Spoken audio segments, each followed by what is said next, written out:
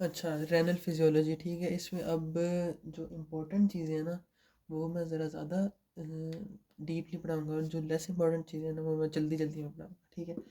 सबसे पहले है किडनी का स्ट्रक्चर, ठीक है। ये हमारे पास किडनी है, ठीक है, बीन शेप्ड। इसको दो पार्ट्स में हमने डिवाइड किया हुआ है, ठीक है। आउटर रीजन जो है उसको कॉर्टेक्स कहते हैं, इनर रीजन को हम लोग मेड्यूला कहते हैं। हम लोगों के पास ना यहाँ पे होते हैं रेनल पायरामिड्स, ठीक है, जिनका स्ट्रक्चर होता है पायरामिड जैसा, ठीक है। मतलब कि जिस तरह पायरामिड्स क्या होते हैं जो मिस्र में मौजूद है ना, पायरामिड्स, उस तरह का इनकी स्ट्रक्चर होता है। तो इनकी ये एक बेस होती है इनकी, ठीक है, और एक होता है एपेक्स, ठीक है। एक क्या होता है, बेस, और एक एपेक्स। तो इनकी बेस को अगर हम लोग आपस में मिलाएं ना, सब की बेसिस को, तो एक इमेजिनरी लाइन बन गई है। उससे इस तरफ कोर्टेक्स है, इनसाइड जो है वो क्या है, मेड्यूला, ठीक है। उसके बाद जो हमारे पास रेनल कोट पायरामिड है ना, ये किस चीज़ का बना होता है, ये डिफरेंट डक्ट्स का बना होता है, ठीक है। ओनली डक्ट्स का, सिर्फ और सिर्फ डक्ट्स, ठीक है। उसके बाद हमारे पास जो है वो क्या है, रेनल कॉलम। इन रेनल पायरामिड्स के दरमियान में हमारे पास जो स्पेस है ना, ये रेनल पायरामिड, इसके दरमियान में जो स्पेस है, दो रेनल पायरामिड्स के दरमियान, उसको कहते हैं हम लोग रेनल कॉलम, ठीक है। रेनल कॉलम में हर चीज़ प्रेजेंट है, मतलब blood vessels, lymphatic vessels, nerves, connective tissues, ठीक हो गया। उसके बाद हमारे पास जो डक्ट्स है ना इसकी, पायरामिड्स की, इनके अंदर हमारे पास यूरन जो है ना वो बना है। तो वो यूरन जो है ना, अब हम लोगों ने किस में डालना है, पोर करना है, किसके अंदर, कैलेक्स के अंदर। कैलेक्स के एक किस्म का कप है, ठीक है, इस तरह करके कैलेक्स है। इसके ऊपर से क्या आ रहा है हमारे पास, हमारा जो रेनल पायरामिड, पायरामिड से जो है किधर क्यों गया, मतलब ये अगर पायरामिड है हमारे पास, ठीक है, तो इसके नीचे ये इस तरह से करके क्या प्रेजेंट है हमारे पास, कैलेक्स, ठीक है। अब कैलेक्स जो है ना वो दो टाइप्स के, माइनर कैलेक्स, मेजर कैलेक्स। जो एक एक सिर्फ और सिर्फ रेनल पायरामिड से यूरन को कलेक्ट करेगा, वो है माइनर। उसके बाद दो या तीन जो है ना माइनर कैलेक्स जो है वो एम्प्टी होंगे किसके अंदर, मेजर कैलेक्स के अंदर। जिस तरह की ये माइनर कैलेक्स, ये माइनर कैलेक्स। तो ये जो है ना हमारे पास, इसकी भी इधर आ रही है, इसकी भी इधर आ रही है, ये क्या हो गया, मेजर कैलेक्स। और इन एक दो तीन, इन तीन मेजर कैलेक्स की जहाँ पे यूरन जो है वो कलेक्ट होगा, उसको हम लोग क्या कहेंगे, फ्रेनल पेल्विस। पेल्विस किस में एम्प्टी होगा, यूरेथ्रा में। यूरेथ्रा से ब्लैडर, ब्लैडर से यूरेटर, और आउट ऑफ द बॉडी, ठीक हो गया। ये हम लोगों ने डिस्कस कर लिया है कैलेक्स, ठीक है। उसके बाद हम लोगों के पास है यूरोडायनामिक्स, ठीक है। अच्छा, मेजर सबसे पहले नेफ्रॉन देख लेते हैं, ठीक है। नेफ्रॉन का ये स्ट्रक्चर है जो कॉमन एक स्ट्रक्चर है, ठीक है। इफेरेंट आर्ट्रियोल और एफेरेंट आर्ट्रियोल। एफेरेंट, ए से, ए पहले आता है ना, पहले ए मतलब स्टार्टिंग। तो यहाँ से क्या आएगा, एफेरेंट आर्ट्रियोल से ब्लड आएगा किसके अंदर, ग्लोमेरुलस में, और जाएगा कहाँ पे, इफेरेंट आर्ट्रियोल में। यहाँ ग्लोमेरुलस क्या है, ग्लोमेरुलस जो है ये क्या है, कैपिलरीज। ग्लोमेरुलस क्या है हमारे पास, कैपिलरीज, ठीक है। उसके बाद ये कैपिलरीज एम्प्टी होती हैं किसके अंदर, बाउमेंस कैप्सूल में। बाउमेंस कैप्सूल से हमारे पास प्रॉक्सिमल कॉन्वोल्यूटेड ट्यूब्यूल, फिर loop of Henle, distal convoluted tubule, और main collecting tract. Main collecting tract ये है, ये किसके अंदर है, ये हमारा पायरामिड है, ठीक है। पायरामिड के अंदर हमने बात की थी, डक्ट्स होती हैं, ठीक हो गया। उसके बाद यूरोडायनेमिक्स। यूरोडायनेमिक्स का मतलब है सिस्टोलिक और डायस्टोलिक, जो हमारे इसके अंदर, किडनी के अंदर, ठीक है। ये क्या होता है, जिस वक्त हमारे पास इसके किडनी के अंदर ना कुछ मसल्स हैं मौजूद, ठीक है, जो कि इसको कंट्रोल करते हैं, ठीक है। किसको, यूरन को। यूरन जिस वक्त यहाँ से यहाँ पे जाता है, किस दर से, इस रेनल पायरामिड से इसके अंदर। अब रेनल पायरामिड की एपिक्स के ना, बिल्कुल एपिक्स में, मतलब जो बिल्कुल नोक है, यहाँ पे पेपिला है। पेपिला जो है ना उसमें मौजूद है हमारे पास कुछ मसल्स, जैसे कि स्फिंक्टर मसल ऑफ पेपिला, ठीक है। स्फिंक्टर मसल ऑफ पेपिला ये कॉन्ट्रैक्ट करता है ना जिस वक्त, तो यूरिन यहाँ से यहाँ चला जाता है। इसने कॉन्ट्रैक्ट किया, यूरिन यहाँ से यहाँ, ठीक है। उसके बाद हमारे पास लिवेटर मसल्स होते हैं। लिवेटर मसल क्या करते हैं, इसको थोड़ा सा ऊपर को करते हैं, इसको ऊपर को करते हैं, तो ये जो है ना खुल जाती है। खुलती है तो और यूरिन यहाँ आ जाता है, और फिर ये यहाँ पे चला जाता है। तो ये मतलब इतना इंपॉर्टेंट तो नहीं है, खैर। उसके बाद जो हमारा कैलेक्स है ना, उसके अंदर भी मसल्स मौजूद हैं। कैलेक्स अगर इस तरह ना, ये कैलेक्स हो गया, इसके अंदर मसल मौजूद है। जो हमारे पास स्फिंक्टर मसल्स हैं ना, वो सर्कुलर मसल्स हैं, और दूसरे हमारे पास लॉन्गिट्यूडनल मसल्स हैं, ठीक है, जो दो के इस तरह होते हैं। इस वक्त लॉन्गिट्यूडनल मसल्स कॉन्ट्रैक्ट करते हैं ना, तो एक कैलेक्स खुल जाता है, और इसके अंदर यूरिन आ जाता है। और जो जिस वक्त स्फिंक्टर मसल या फिर सर्कुलर मसल्स कॉन्ट्रैक्ट करते हैं ना, तो वो इस तरह पिचकता है और यूरिन नीचे पास आउट हो जाता है, ठीक है। उसके बाद हमारे पास है नेफ्रॉन। नेफ्रॉन में हम लोगों ने बात की, 2 टाइप्स के होते हैं। 80% जो होते हैं ना वो कॉर्टेक्स में प्रेजेंट होते हैं, उनको कॉर्टिकल नेफ्रॉन कहते हैं। 20% मेड्यूला में होते हैं, जिसको जक्स्टा मेड्यूलरी नेफ्रॉन कहते हैं, ठीक हो गया। ईच किडनी में हमारे पास 1 मिलियन के करीब नेफ्रॉन्स हैं, ठीक है। ये हमारे पास स्ट्रक्चर है इसका नेफ्रॉन का। Afferent arteriole, afferent arteriole sorry, afferent arteriole and efferent arteriole. A से आता है, ई से जाता है। ई ग्लोमेरुलस जो कि क्या है, कैपिलरीज। ये कहाँ पे एम्प्टी होती हैं, बाउमेंस कैप्सूल के अंदर, ठीक है। बाउमेंस कैप्सूल से proximal convoluted tubule, loop of Henley, distal convoluted tubule, और ये यहाँ से ये, ठीक हो गया। अब उसके बाद difference between cortical and juxtamedullary. Cortical की मैंने बात की, कहाँ पे प्रेजेंट है, कॉर्टेक्स में। शॉर्ट लूप ऑफ हेनले, उसके बाद peritubular area covered by net of capillaries. उसके बाद it is use for the formation of dilute urine. Dilute urine का मतलब है इसके अंदर वाटर की कंसनट्रेशन ज़्यादा है, ठीक है। कंसनट्रेटेड होता है, डिल्यूट होता है। उसके बाद जक्स्टामेडुलरी, इसके लूप ऑफ हेनले जो होता है ना, लूप ऑफ हेनले वो deep into the renal medulla गया होता है, ठीक है, मेड्यूला में। कॉर्टेक्स और मेड्यूला इसका जो है, ये लूप ऑफ हेनले मेड्यूला में गया था। इसकी ना गूगल पे सर्च कर लेना डिफरेंस बिटवीन कॉर्टिकल एंड जक्स्टामेडुलरी, तो इमेजेस के अंदर जो है ना वो नज़र आ जाएगा कि किस तरह से ये लूप ऑफ हेनले क्या होता है।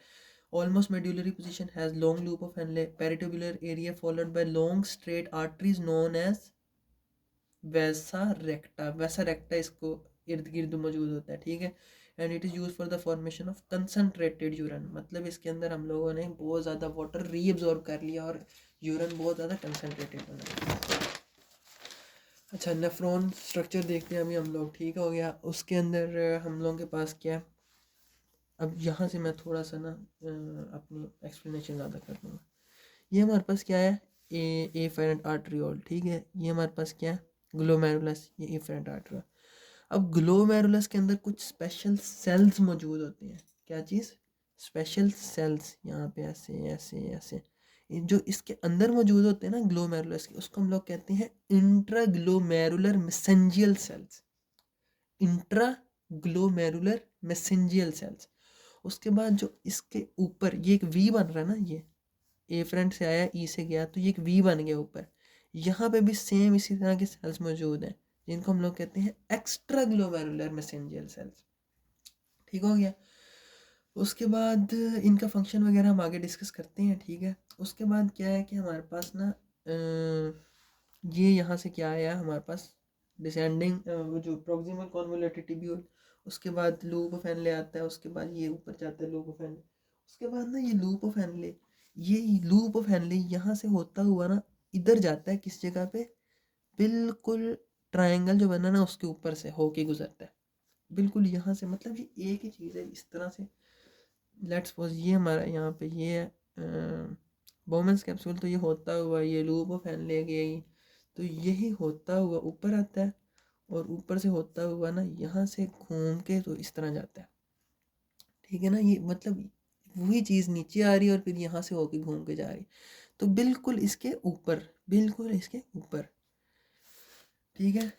A part of distal tubule passes over the closed triangle, ठीक है। डिस्टल टिब्यूल नहीं है ये, a part of loop of Henley है, ठीक है। Loop of Henley passes over the closed triangle, closed triangle, ये ट्रायंगल है ना बिल्कुल, एंड इज अटैच देयर, एक किस्म का जुड़ा हुआ है यहाँ से, ठीक है। अब इसके अंदर ना सेल्स मौजूद होते हैं, ठीक है, सेल्स मौजूद है, क्यूबाइडल सेल्स। तो अपर साइड पे देखो ना तो सिंगल लेयर ऑफ सेल्स मौजूद है, लेकिन नीचे वाली साइड पे अगर देखें ना तो एक गुच्छा है सेल्स का, ठीक है। There are bunch of cells. तो उन बंच ऑफ सेल्स को हम लोगों ने नाम दे दिया किसका, मैक्यूला डेंसा, ठीक है। ये है कि ये मैंने बताया ना, यही जो हमारे पास ट्यूब्यूल है, यही इस तरह से होके घूम के यहाँ से जा रही है। तो हमने इसकी ना यहाँ से कटिंग की, यहाँ से कट करके चेक किया, तो ये इस तरह का था। और इसके नीचे वाली साइड में बंच ऑफ क्यूबाइडल सेल्स हैं, जिनको हमने क्या कहा, मैक्यूला डेंसा, ठीक हो गया।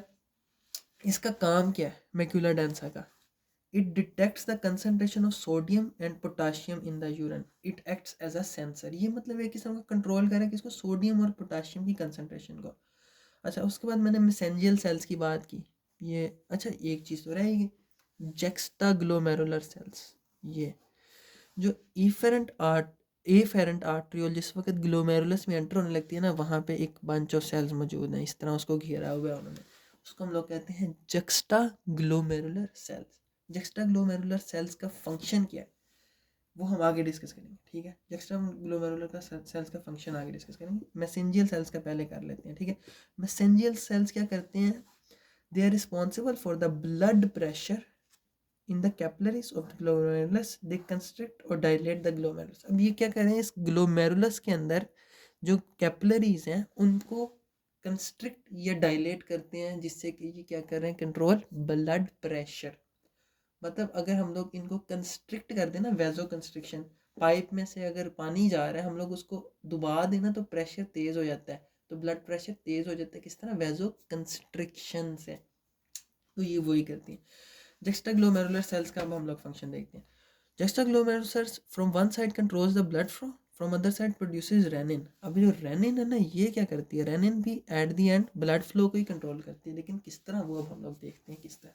Rennin, angiotensin and aldosterone system, the most important topic of this top में जो भी चैप्टर, ठीक है।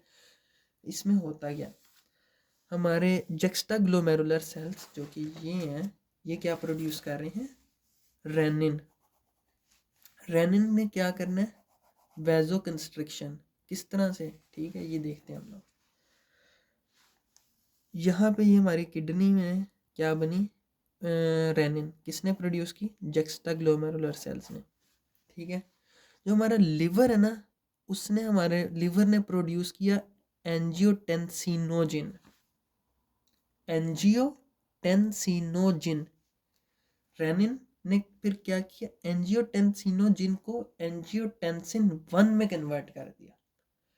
फिर यहाँ पे एंजियोटेंसिन कन्वर्टिंग एंजाइम आता है जो कि एंजियोटेंसिन 1 को एंजियोटेंसिन 2 में कन्वर्ट कर देता है।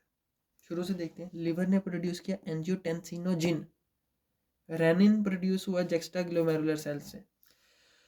जक्स्टाग्लोमेरुलर सेल्स ने क्या किया, रेनिन प्रोड्यूस की, रेनिन ने क्या किया, एंजियोटेंसिनोजिन को एंजियोटेंसिन 1 में कन्वर्ट किया, एंजियोटेंसिन 1 कन्वर्ट हो गया एंजियोटेंसिन 2 में, किससे, एंजियोटेंसिन कन्वर्टिंग एंजाइम्स। एंजियोटेंसिन 2 कब क्या करेगा, ये करेगा सिस्टेमिक वैजो कंस्ट्रिक्शन। वैजो कंस्ट्रिक्शन पता है, मैंने बताया वैजो कंस्ट्रिक्शन क्या होती है, नाली का सिकुड़ जाना।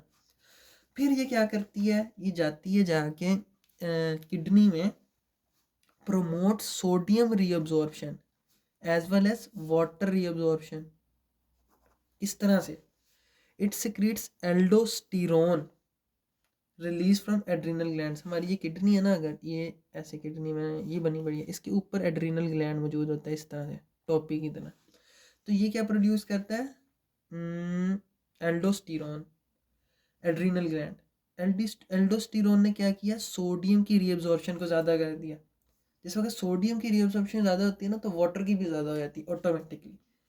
फिर ये गया पिट्यूटरी ग्लैंड में, पिट्यूटरी ग्लैंड में इसने जाके ADH, anti diuretic hormone, anti diuretic hormone की रिलीज को क्या किया, स्टिमुलेट किया। अब एडीएच क्या करता है, वाटर की रीअब्जॉर्प्शन ज़्यादा करता है, इसने सोडियम की रीअब्जॉर्प्शन ज़्यादा की, एज अ रिजल्ट वाटर की रीअब्जॉर्प्शन ज़्यादा।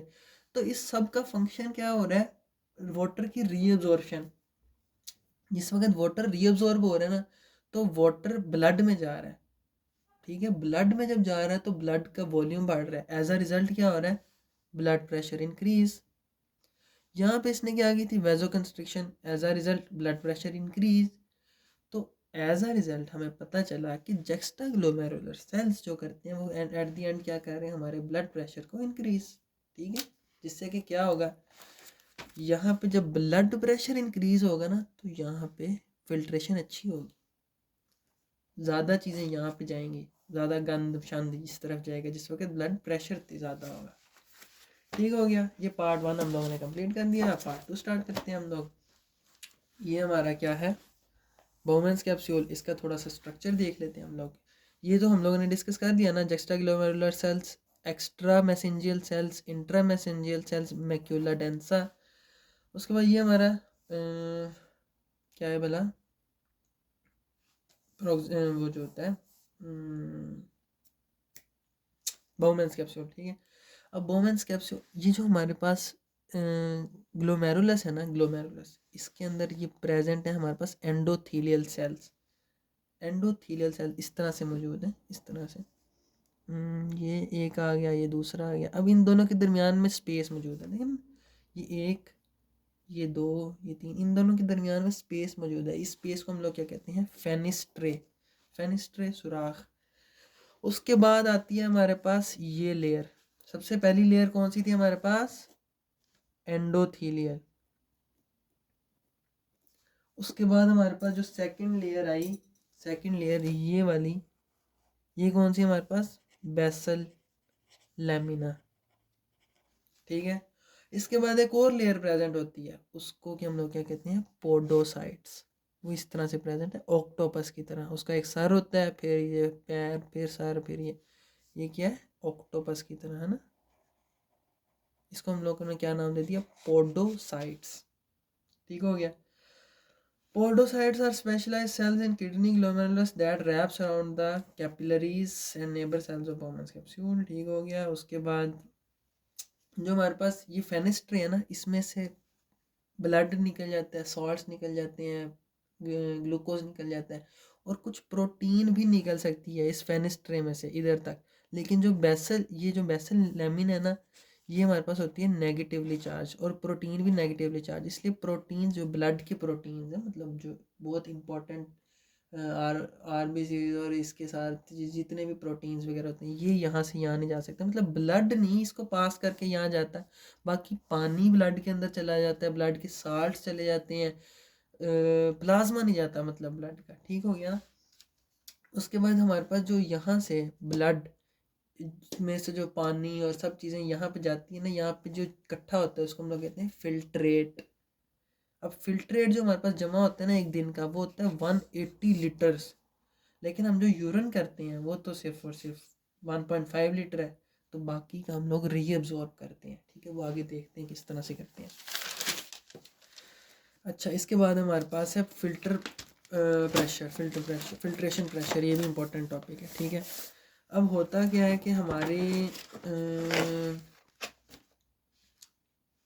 ब्लड कैपिलरीज के अंदर ना दो किस्म के प्रेशर होते हैं, हाइड्रोस्टैटिक प्रेशर और कोलाइडल ऑस्मोटिक प्रेशर। फिर जो हमारे बाउमेंस कैप्सूल है उसके अंदर होता है हाइड्रोस्टैटिक प्रेशर। क्या देखते हैं, यहाँ पे वाटर मौजूद है, ठीक है। इसके अंदर क्या मौजूद है, वाटर, जो कि इधर आना चाह रहा है, किधर, इधर। लेकिन यहाँ पे भी कुछ वाटर मौजूद है जो कि उसको अपोज कर रहा है।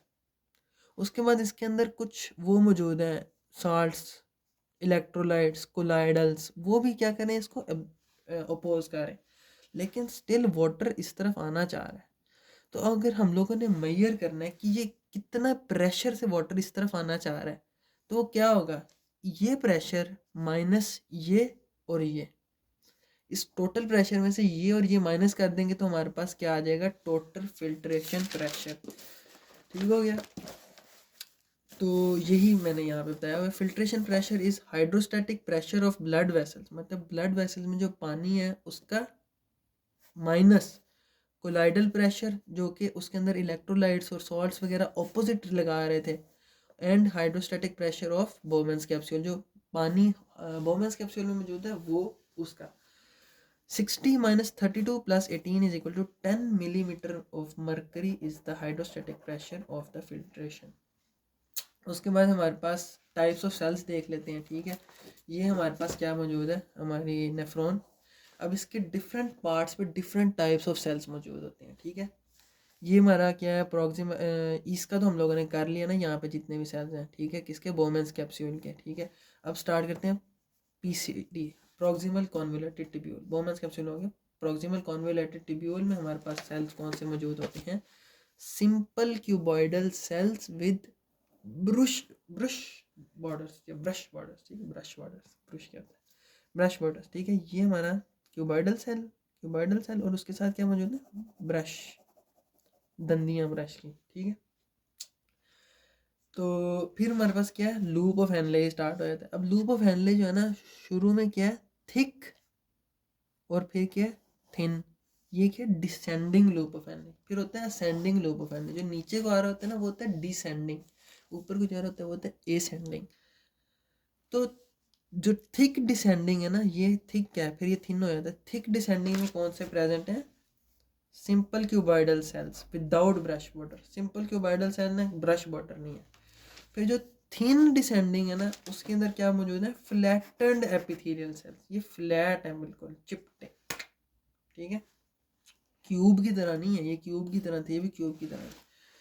फिर हमारे पास है thin ascending. Thin ascending same उसी तरह फ्लैटेंड एपिथेलियम। फिर हमारे पास है थिक असेंडिंग, वो cuboidal epithelium without brush borders, ठीक है। उसके बाद हमने यहाँ पे बात की when the ascending part reaches the space between two arterioles. ये है स्पेस, ये दो आर्टीरियल्स हैं, इसके दरमियान स्पेस है। When the thick ascending part reaches the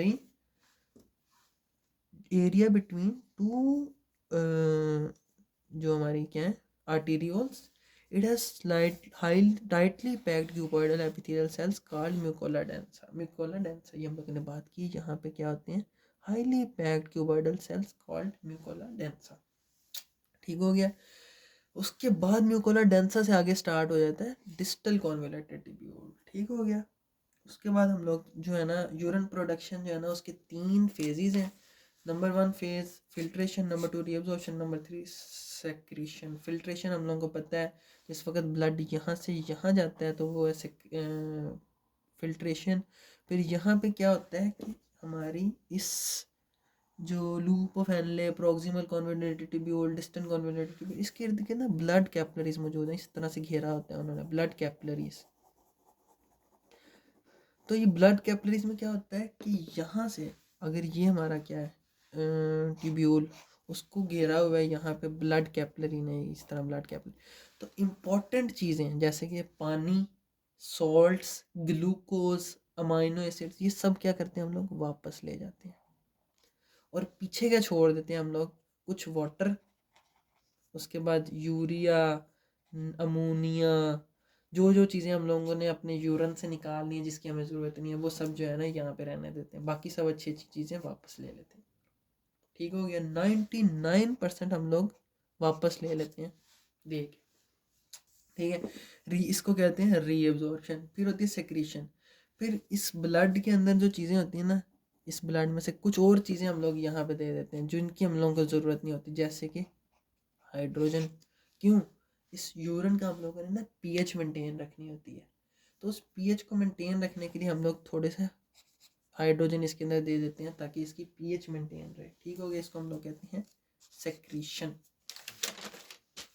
उसके बाद रीअब्जॉर्प्शन प्रोसेस हम लोग ज़रा डिस्कस कर लेते हैं, ठीक है। ये है second most important topic of this, ठीक है। थर्ड मोस्ट इम्पॉर्टेंट जो है ना वो कल बताऊंगा, कल नहीं मतलब आज ही, थोड़ा लेट। ये है हमारी प्रॉक्सिमल कॉन्वोल्यूटेड ट्यूब्यूल, ठीक है। उसके साथ मैंने कहा ब्लड वेसल्स मौजूद हैं, कैपिलरीज, ठीक है। अब ये ब्रश बॉर्डर सेल है, देखना ना ब्रश बॉर्डर, दंदियाँ निकली हैं। अब यहाँ से यहाँ पे किस तरह चीज़ें जाती हैं, सबसे पहले हम लोग देखते हैं ग्लूकोज किस तरह जाता है। यहाँ पे मौजूद है हमारे पास एक ट्रांसपोर्टर, ये इसका नाम है SGLT, मतलब ये सोडियम डिपेंडेंट ग्लूकोज ट्रांसपोर्टर है, ठीक है। मतलब सोडियम यहाँ से यहाँ जाता है और अपने साथ बैग में ग्लूकोज को ले जाता है। जा कौन रहा है असल में, सोडियम। सोडियम क्या करता है, सिम्पोर्ट, सोडियम जाते वक्त बैग पहनता है, बैग में डालता है ग्लूकोज और यहाँ से यहाँ चला जाता है, ठीक हो गया। उसके बाद यहाँ पे ग्लूकोज आ गया। अब यहाँ पे होता है हमारे पास ग्लट ट्रांसपोर्टर। ग्लट क्या चीज़, ग्लट। और वो ग्लट क्या कर रहा है, यहाँ से इसको ग्लूकोज को ब्लड वेसल के अंदर। अब अगर हम लोग देखें ना कि ये कहाँ पे मौजूद है, प्रॉक्सिमल कॉन्वोल्यूटेड ट्यूब्यूल में, ठीक है। प्रॉक्सिमल कॉन्वोल्यूटेड ट्यूब्यूल में ही सारी की सारी तकरीबन रीअब्जॉर्प्शन कर लेते हैं हम लोग ग्लूकोज की। तो अगर हम लोग प्रॉक्सिमल कॉन्वोल्यूटेड ट्यूब्यूल का भी प्रॉक्सिमल पार्ट देखें ना, मतलब कि ये हमारी प्रॉक्सिमल कॉन्वोल्यूटेड ट्यूब्यूल, अगर मैं यहाँ पे बनाता हूँ, एक मिनट, ये मैंने अगर यहाँ पे बनाई अपनी प्रॉक्सिमल, ये लूप फैन हो गया, उसके बाद प्रॉक्सिमल कॉन्वोल्यूटेड ट्यूब्यूल, अपनी प्रॉक्सिमल कॉन्वोल्यूटेड ट्यूब्यूल के भी मैं दो हिस्से कर दूँ, ये